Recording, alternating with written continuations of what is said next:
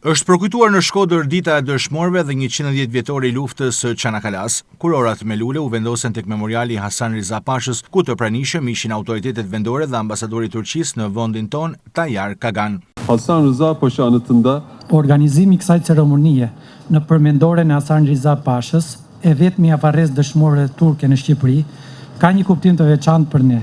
Përkujtojmë me respekt Hasan Riza Pashën, i cili e mbrojti me guxim këtë qytet të lashtë në kushte të vështira dhe e shnoi emrin e tij në historinë dhe zemrat e popullit shqiptar dhe atij turk. Fitoria Çanakalas, e cila është rezultati i vullnetit dhe vendosmërisë së kombit turk për të mbrojtur atë dheun dhe ekzistencën e tij në Anadol, ka qenë një nga pikat kthes të historisë sonë dhe me luftën tonë të pavarësisë dhe krijimin e Republikës sonë, kombi ynë i ka deklaruar mbar botës se nuk mund t'i nënshtrohet pushtimeve dhe vështirësive dhe se do të ruaj unitetin dhe integritetin e tij në të gjitha rrethanat.